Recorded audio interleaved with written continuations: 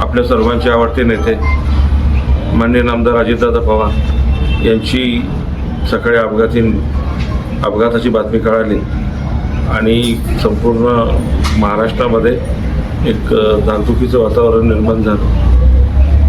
त्यांच्या असण्याची शक्यता जोपर्यंत ते बातमी कन्फर्म होत नव्हती तोपर्यंत प्रत्येक माणसाला, तरुण मनाला त्या ठिकाणी ते असतील अशी अपेक्षा त्या ठिकाणी वाटत होती. परंतु ती फोल ठरली आणि त्यांच्या मृत्यूची बातमी आली. संपूर्ण महाराष्ट्रभर हळहळ व्यक्त होत आहे आणि त्याचप्रमाणे या सगळ्या परिसरावर फार मोठ्या प्रमाणामध्ये शोककळा पसरली. त्यांच्यावर प्रेम करणारे असंख्य कार्यकर्ते असतील, सामान्य जनता असेल, सगळ्यांच्याच मनामध्ये अतिशय तीव्र अशा स्वरूपाची हळहळ या घटनेबद्दलची आहे. दुःखाची मोठं सावट, शोककळा संपूर्ण महाराष्ट्रावर पसरली. त्याचप्रमाणे या सगळ्या परिसरावर आंबेगाव तालुक्यावर देखील तशा स्वरूपाचं वातावरण आहे.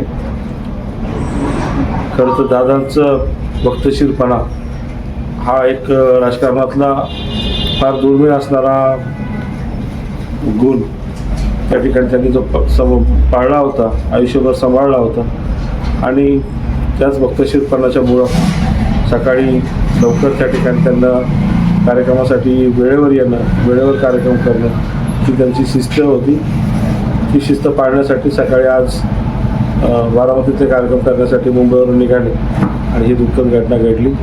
यामुळं महाराष्ट्राचं फार मोठ्या प्रमाणामध्ये नुकसान झालेलं आहे आणि एक धडाडीचा नेता की त्या नेत्याचा एक गुण हे अतिशय वैशिष्ट्यपूर्ण होता. अशा सगळ्या गुणांनी सर्व गुण संपन्न असणारा धडाडीचा नेता गेल्यामुळे महाराष्ट्राचं, विशेषतः पुणे जिल्हा हा नेतृत्वहीन त्या ठिकाणी झालेला आहे आणि तरुण पिढी जी राजकारणामध्ये दादांच्या पुढं पाहून त्या ठिकाणी काम करते, त्या पिढीच्या समोर राजकीय स्वरूपाचा अंदाज त्या ठिकाणी पसरला.